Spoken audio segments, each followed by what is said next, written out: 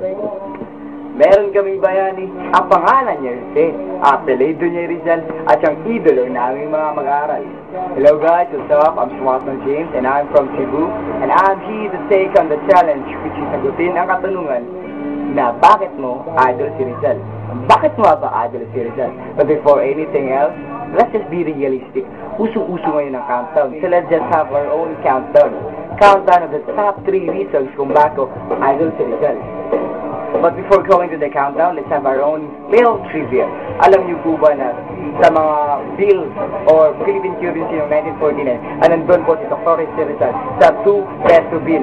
At dyan po nagtatapos ang ating trivia for this video. Let's go to the top 3. Bakit nga ba idol si Rizal? Top 3 reasons kung bakit idol si Rizal ay ang pagiging makabayan niya, ang pagmamahal niya sa ating bayan.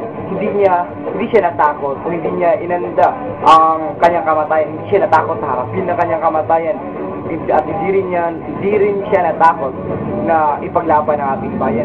Actually, the night before he was killed, at inapos pa niya ang kanyang tula na Mi Ultimo Adios. At yan po ang top 3 reasons kung bakit po siya idol. Let's go to the top 2 reasons kung bakit idol siya si Rizal. Top 2, ang pagsulat niya ng Noli Me Tangere at El Filibusterismo, which is nagpamula sa ating mga Pilipino at nagpausbong ng isang revolusyon kaya namumukay ng malaya ang ating generasyon. Let's go to the top 1 kung bakit nga ba idol si Rizal. 2 words explain that. National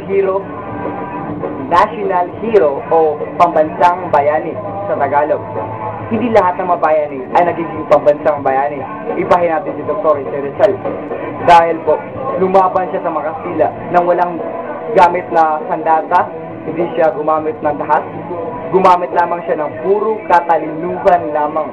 Pinaglaban niya ang kanyang bayan at tinala ang kanyang buhay para ito. He offers his life just for the sake of his own nation. At yan po nagtatapos sa akin. Bakit ko nga ba? Idol si Rizal. Top 3 reasons. Bye-bye.